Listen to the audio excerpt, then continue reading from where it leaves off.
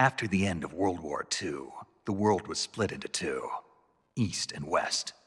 This marked the beginning of the era called the Cold War.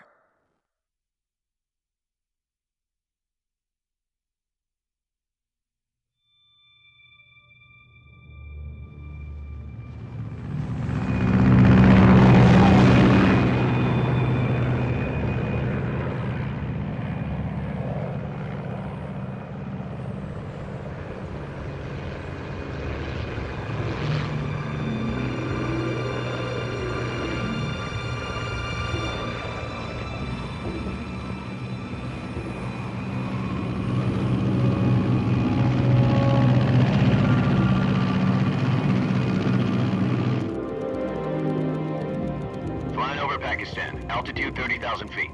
Approaching Soviet airspace. 20 minutes to drop off. Commencing internal depressurization. Equipment check. Arm main parachute. All right. You ready to go? Drop zone still showing a high pressure mass. Cav okay. Good. We've got high visibility.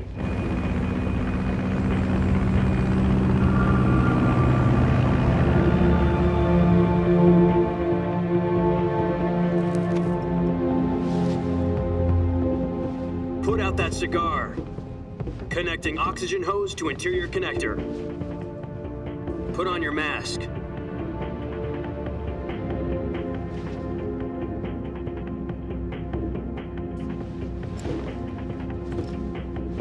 Does this panty waste know what he's doing?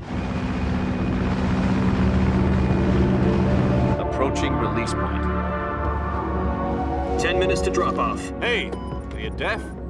He said put out the cigar and put on your mask.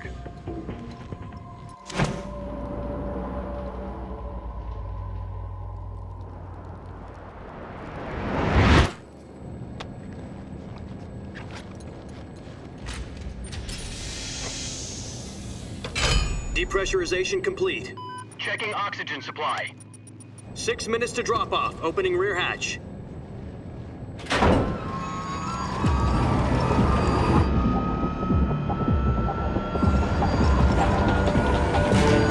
Sunrise.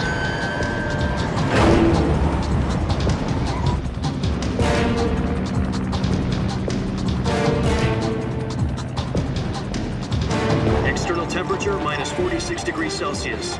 2 minutes to drop off. Stand up. You'll be falling at 130 miles per hour. Try not to get frostbite from the wind chill. 1 minute to drop off. Move to the rear. Activate bailout model. This is one for the history books. The world's first halo jump. 10 seconds to drop off. Stand by. Status okay. All green. Prepare for drop-off. Countdown. 5, 4, 3, 2, 1. Spread your wings And fly. God be with you.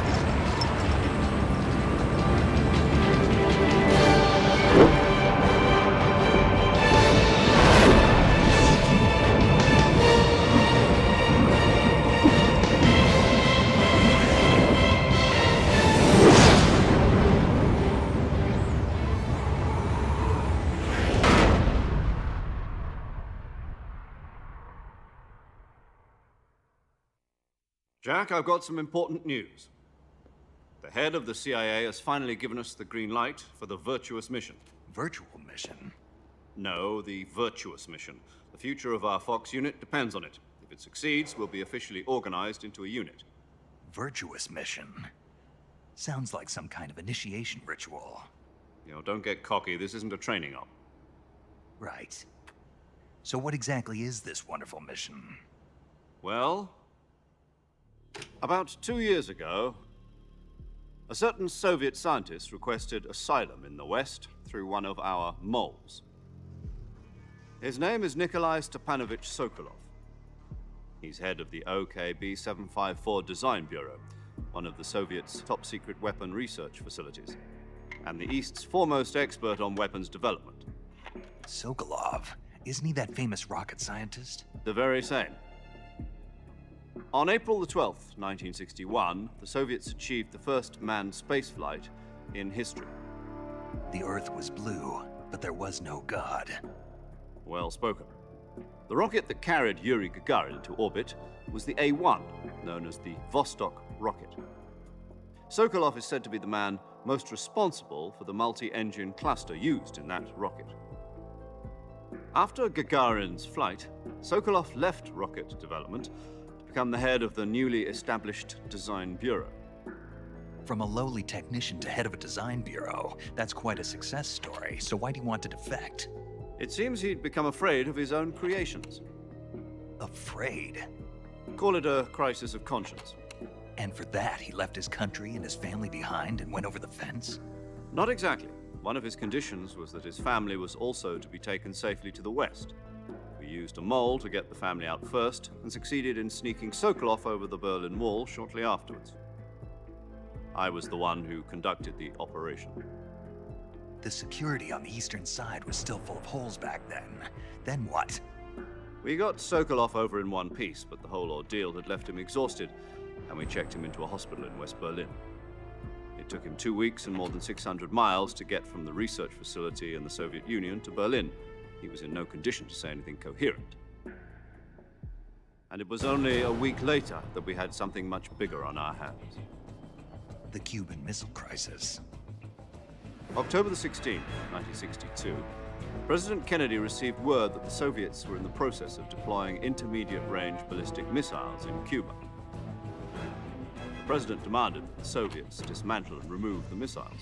At the same time, he announced a naval blockade to prevent further missile shipments from reaching Cuba. But the Soviets didn't back down, instead placing their armed forces on secondary alert. Soviet transport ships carrying missiles continued on course towards Cuba. US and Soviet forces went on alert for an all-out nuclear war.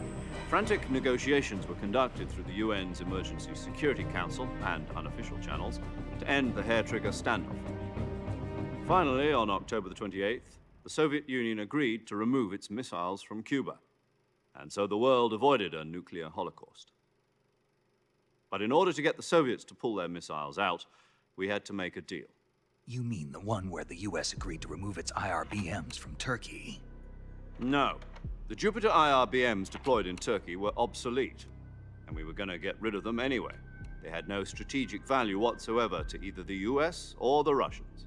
The Turkey deal was a ruse, a cover story that was fed to the other intelligence agencies around the world. So what did the Russians really want? Sokolov. They wanted us to return Sokolov. You mean the Soviets pulled out of Cuba just to get their hands on Sokolov? That's right. What the hell was he working on? At the time, we had no idea. We were running out of time. It was either give up Sokolov or risk full-scale nuclear war. In the end, we had no choice. President Kennedy gave in to Khrushchev's demand. The next day, I got Sokolov out of the hospital, handing him over to agents on the eastern side. Sokolov kept on screaming, "Save me," until he disappeared from my sight. Then, a month ago, we received some new information from one of our moles. About Sokolov? Yes. He was taken back to the research facility and forced to continue working on the weapon in question under KGB supervision. What's more, it's on the verge of completion. So what kind of weapon is it? Something to do with space rockets? No, missiles. Same technology. I guess you're right. We don't know the details, but it appears to be a new kind of nuclear device. For half a year now, the Soviets have been conducting frequent nuclear tests at Semipalatinsk. Something to do with the weapon, I assume. We're talking about a secret weapon so big that Khrushchev was ready to pull out of Cuba to get it back. Is Sokolov still in the facility? No. According to our intelligence, he's in Selino-Yarsk, a place in the mountains about 3 miles to the west that's known as the Virgin Cliffs. The Virgin Cliffs. Nice name for a virtuous mission. They moved him there just recently. Why? Apparently, they're conducting a field test of the weapon, but it's our best chance to get him back. This mission would never have been possible if he was still in the research facility. This is our last chance. Sokolov must have known that too when he contacted us.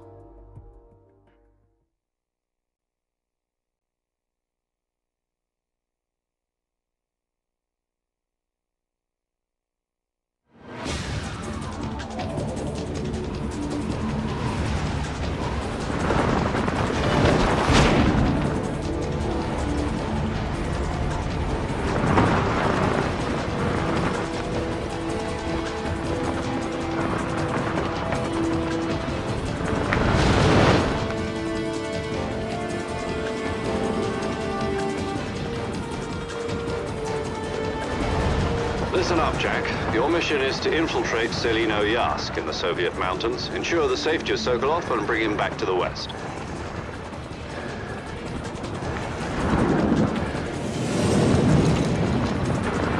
If we don't get Sokolov back before that weapon is complete, we'll be facing a major crisis. The clock is ticking.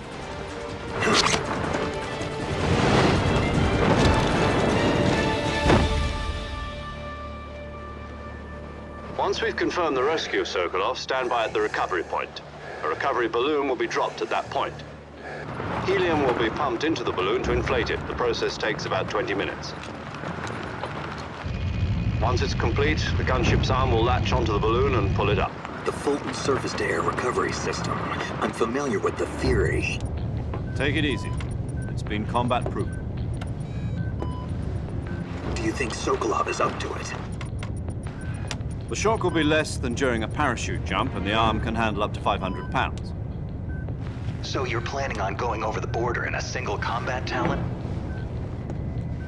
She's equipped with two 6-barrel 20mm Vulcan cannons, as well as two 40mm machine guns.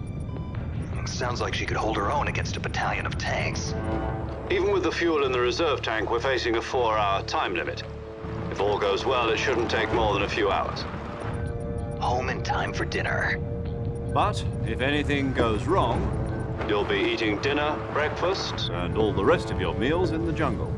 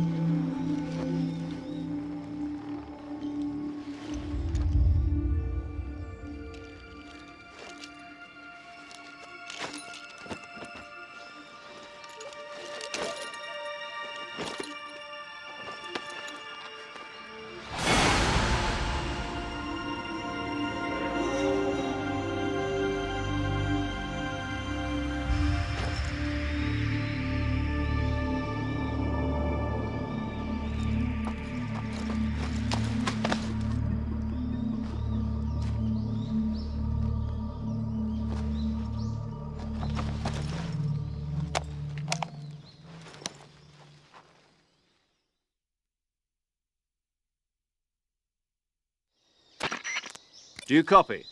You're already in enemy territory, and somebody might be listening in. From here on out, we'll be using code names to refer to each other. Your code name for this mission will be Naked Snake. I'll be referring to you as Snake from now on. You're not to mention your real name. Snake? What, you don't like snakes? What do you mean? You've eaten one before, haven't you? In survival training. I'm glad to hear that. I don't know if I'd ever order one in a restaurant, but... Be careful, you might not have a choice. What about you, Major? What should I call you? Let's see. I'll be Tom. Call me Major Tom. This will be a sneaking mission. You must not be seen by the enemy. You must leave no trace of your presence. Is that clear? This kind of infiltration is the Fox unit's speciality. In other words, weapons and equipment are procured on site. That goes for food as well. You're completely naked, just as your name implies. Great. Now I see why you asked me if I like snakes. I suppose calling me Snake was your idea of a joke, too. No, there's a good reason for that. I'll tell you later when the time is right. Gotcha. Getting back to the subject, how exactly am I supposed to feed myself? You've been issued a knife and a tranquilizer gun. Use them to hunt for food. You'll also find some medical supplies in your backpack. Yeah, about the backpack. I lost it in a tree on the way down. I see. Well, you'd better go back and get it then. You know where it is? No problem. I can see it from here. It's stuck on a branch. To climb a tree, stand in front of a tree that's covered in ivy and press the action button. I'll be monitoring your progress over the radio. We can't risk violating Soviet airspace, but I'll be in the gunship. My frequency is 140.85. I'll give you a call if I need to talk to you. If you need to talk to me, use the send function. Okay, Snake, go get your backpack.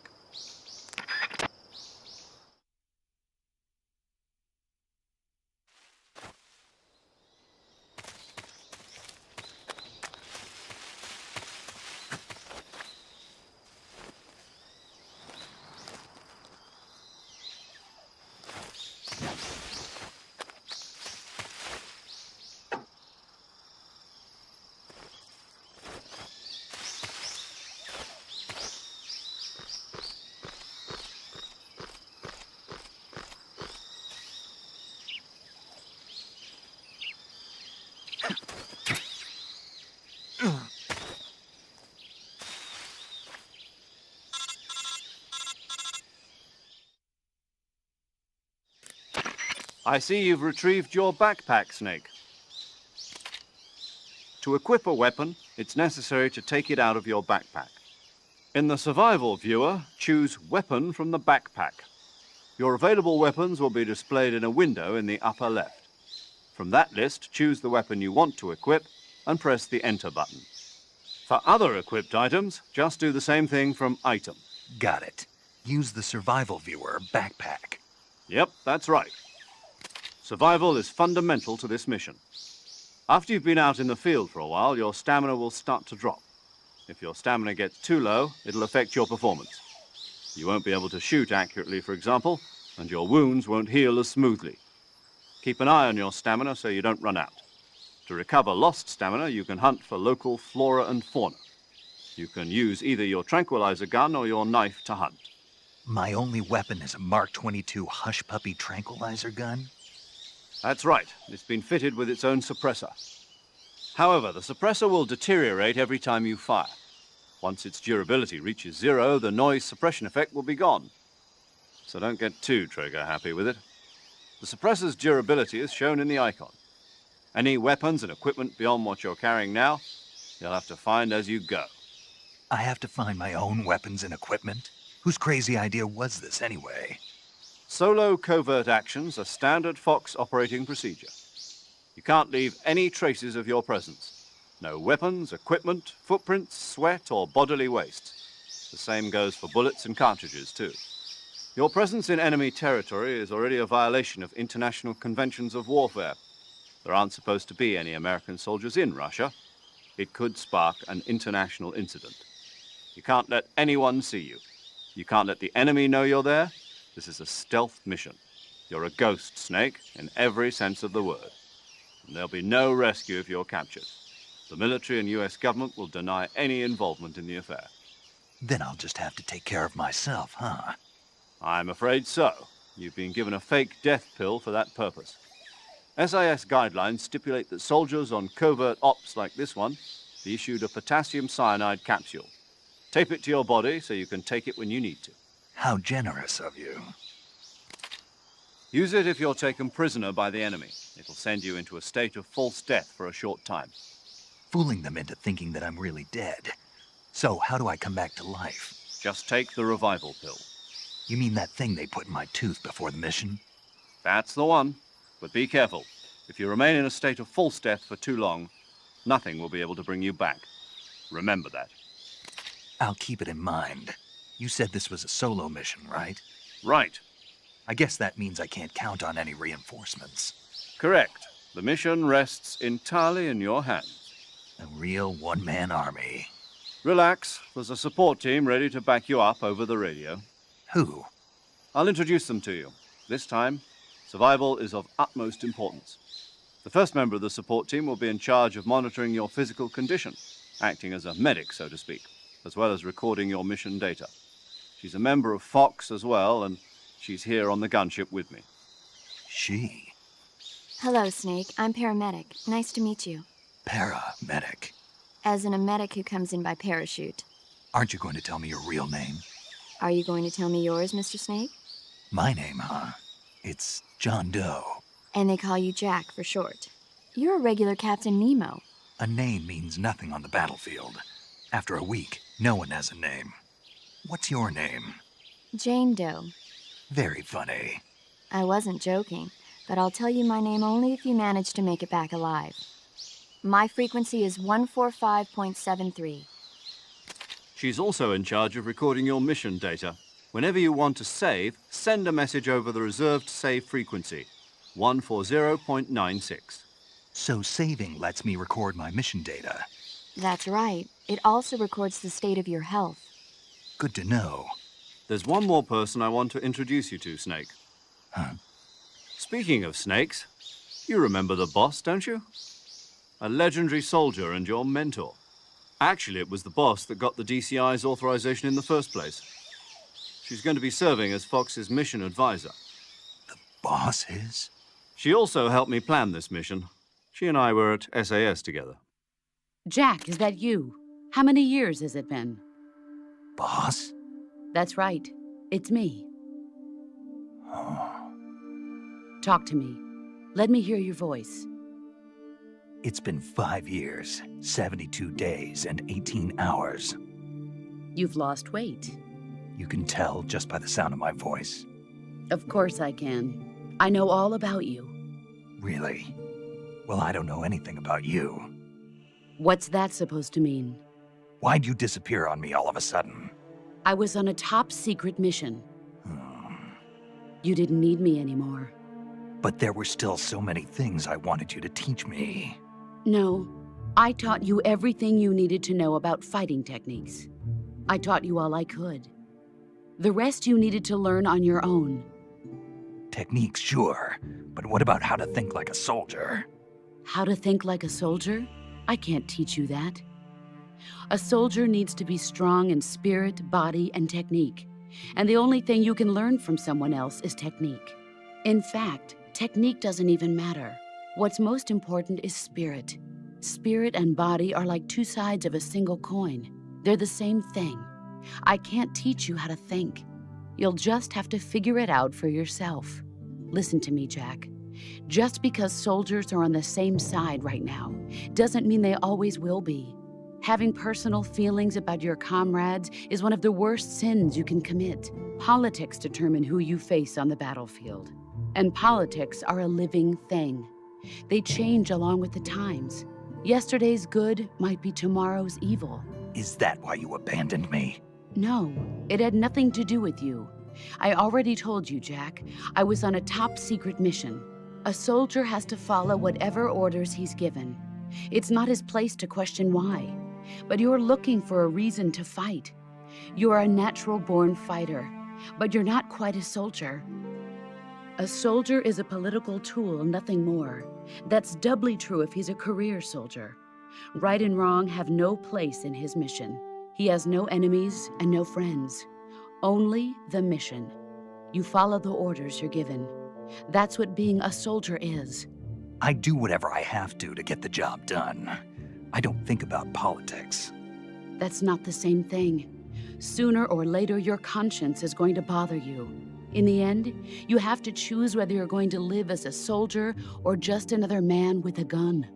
There's a saying in the Orient, loyalty to the end. Do you know what it means? Being patriotic. It means devoting yourself to your country. I follow the president and the top brass. I'm ready to die for them if necessary. The president and the top brass won't be there forever. Once their terms are up, others will take their place. I follow the will of the leader, no matter who's in charge. People aren't the ones who dictate the missions. Then who does? The times. People's values change over time, and so do the leaders of a country. So there's no such thing as an enemy in absolute terms. The enemies we fight are only enemies in relative terms, constantly changing with the times. As long as we have loyalty to the end, there's no point in believing in anything, even in those we love. And that's the way a soldier's supposed to think? The only thing we can believe in with absolute certainty is the mission, Jack. All right, but do me a favor. What is it? Call me Snake. Snake. Oh, right. Your code name is Snake. It suits you well. That's right. The legendary unit that the boss put together during World War II was a snake. The Cobra unit, a group of heroes that brought the war to an end and saved the world. As long as you've got a legendary hero backing you up, you'll be fine. Isn't that right, Snake? Yeah, I can't think of anyone else I'd rather have with me. Oh, and one more thing, boss. Yes? It's good to hear your voice again. Same here. After all, who knows if either of us will make it out alive? Snake, you are always best at urban warfare and infiltrating buildings. But this is the jungle. Survival is going to be key. Those CQC techniques I taught you are sure to come in handy. CQC? Close quarters combat, huh? I've been in the Green Berets for the past few years. I'm probably pretty rusty. Not to worry. I'll be here to help you remember. After all, this is your first actual survival mission. I'll be supporting you over the radio. Where are you, boss? Next to the Major? The boss is communicating with us by radio from aboard a Permit-class submarine in the Arctic Ocean. My frequency is 141.80. Call me if you need my advice on battle techniques. Gotcha. Your mission is to retrieve Dr. Sokolov. Dr. Sokolov is being held in an abandoned factory located to the north of your current position. Avoid heavy combat and don't let anyone see you. Don't forget that this is a stealth mission.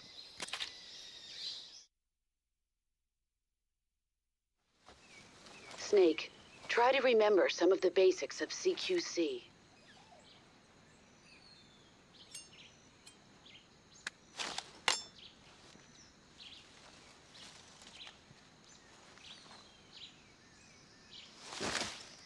Commencing virtuous mission now.